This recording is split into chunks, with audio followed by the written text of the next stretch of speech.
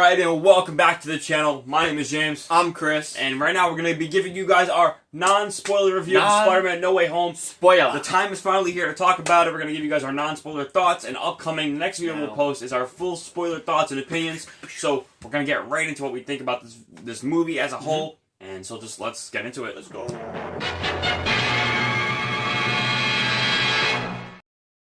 To be a non-spoiler. We only will be discussing things that have been in the trailer and things that are kind of common knowledge. We won't go in depth on actual spoilers. Go into it because I know not everybody can get tickets right away. We were lucky enough to manage to get our tickets. I feel bad for you guys. The very first showing, we got super blessed and lucky with that opportunity. AMC loaded up. We had a great experience, so we're just going to start talking about it. And we'll kick it off with the beginning of this movie. Want to start talking about the beginning? Sure. So, alright. When it first kicks off, you hear that intro to the Marvel theme starts rolling, but you actually don't really hear the usual Marvel music. You hear the news report that's at the end of Far From Home, and it's telling how Mysterio died and how Spider-Man framed him.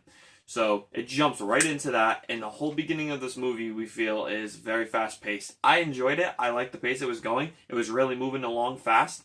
It had serious tones, funny tones, and it was full of like web slinging action, and he's going around town with MJ trying to escape. And that's kind of common knowledge because it's in the trailer, so you see him going all around. Based on that. And they're like, dude, and everyone's like, can't believe that he's Spider-Man. So it's really crazy. Without going into too much detail, a lot happens. Basically, the beginning half is setting up the point how he's handling his identity being revealed. And there's a lot of little Easter eggs and cameos and things that happen that are really mind-blowing. And then it really moves itself along to get to, I would say, the second to third act.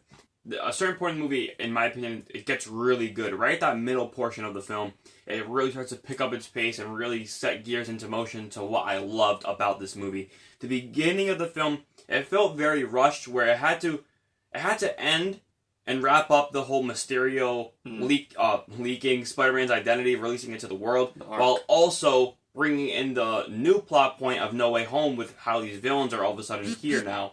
So wrapping those two together, it felt a little clunky and very rushed, and I wish we could have had more of the weight and the craziness of Spider-Man's identity being revealed. And since it kind of just brushed over that, and it gave us some detail, but I really wish it kind of dove in that kind of worriness of Peter Parker struggling with that. But the movie then continues forward, and you kind of learn more about how these villains are coming in. You learn that Peter Parker is messing up the spell like you see in the trailer, and because of that, all these villains are now entering with now they're reprising their role of Willem Dafoe and Alfred Molina as Doc Ock, which I thought they were really cool. And do you want to give your thoughts on that? Yeah, so after he met Doctor Strange and had his interactions with him, he screwed everything up, as you've seen in the trailers, and you got to see what's happening when he screws up the spell, because he's interfering with it, and his first interactions, I won't say the very first ones, but some are shown in the trailer, and some in no particular order. He gets to meet Alfred Molina, Doc Ock, and he hears and sees a bunch of other characters that are revealed slowly, and you see what he has to do.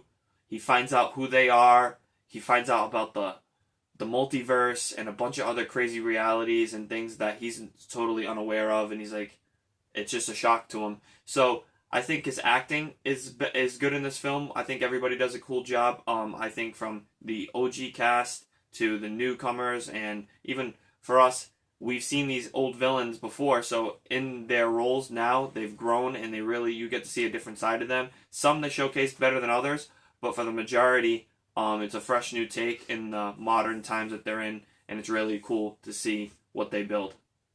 Yeah, I agree. So with them introducing these characters, a lot of the focal point of a lot of the marketing material has been that bridge fight. We finally get to see that bridge fight, the beginning point where Dr. Octavius is introduced, and man, like I said, he just dives right back into this role, and I feel that Alfred Molina was really just he didn't skip a beat. No time has passed. He immediately just you just feel like how iconic that character was, along with Willem Dafoe as Green Goblin. like just having those two return was some of the coolest thing to experience in the cinema. Everyone's reactions, the crowd was going crazy. Woo! It was so much fun, and just their portrayal. You get to how well and experienced they are as actors, and they're just the way that they portray these characters. Although at times it can be kind of campy and more like almost very comic booky. That's what I love about these movies, and just like their portrayal. It felt like it just got ripped right out of the original Sam Raimi trilogy, and it was just so much fun to watch. I liked how they kind of portrayed them, along with the kind of returning other villains with Electro, Sandman, like you see in all the trailers, and the Lizard. Some of them were better than others. We'll get into more of the detail as spoilers. So we'll kind of wrap up the ending of our non-spoiler review, talking about how they kind of wrapped up.